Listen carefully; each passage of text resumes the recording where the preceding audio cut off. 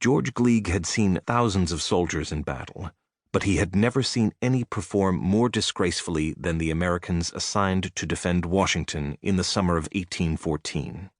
"No troops could behave worse than they did," wrote Gleig, an officer with a British force attacking the American capital. "The skirmishers were driven in as soon as attacked. The first line gave way without offering the slightest resistance, and the left of the main body was broken within half an hour after it was seriously engaged." The British hadn't dreamed that their assault would proceed so swiftly. They had barely engaged the defenders before the path to the city lay wide open. The British commander, General Robert Ross, sent a flag of truce from the edge of Washington, but the bearer of the flag was fired upon from a window of a house, and his horse was killed beneath him. You will easily believe that conduct so unjustifiable, so direct a breach of the law of nations, roused the indignation of every individual, from the general himself down to the private soldier, George Gleig continued. All thoughts of accommodation were instantly laid aside. The troops advanced forthwith into the town, and having first put to the sword all who were found in the house from which the shots were fired and reduced it to ashes, they proceeded without a moment's delay to burn and destroy everything in the most distant degree connected with the government. In this general devastation were included the Senate House, the Capitol, the President's Place, an extensive dockyard and arsenal, barracks for 2,000 or 3,000 men, several large storehouses filled with naval and military stores, some hundreds of cannon of different descriptions, and nearly 20,000 stand of small arms. A spirit of righteous retribution moved the British in their sack of Washington, for earlier in the war American troops had gratuitously torched British government buildings in York, Canada. All this was as it should be, George Gleig said of the British reprisal, and had the arm of vengeance been extended no farther, there would not have been room given for so much as a whisper of disapprobation. But unfortunately it did not stop here.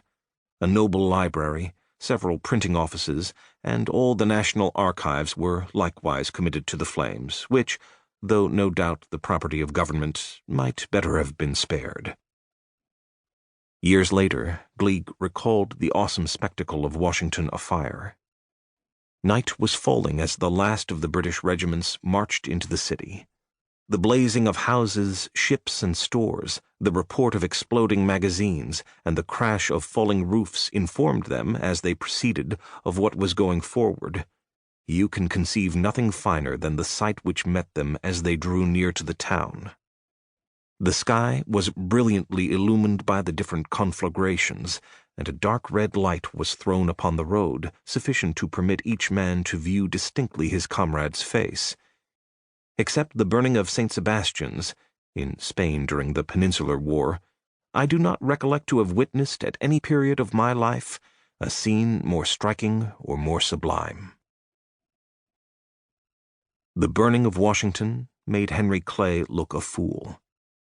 He had spearheaded the campaign in Congress in favor of the war against Britain and predicted a rapid victory.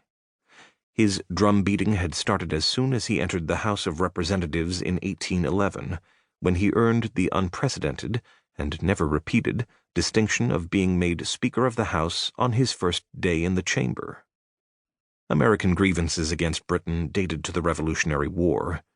Britain had been slow to honor the treaty that ended that war, retaining posts near the Great Lakes, obstructing American commerce, and generally according the United States little of the respect due the independent nation America had become.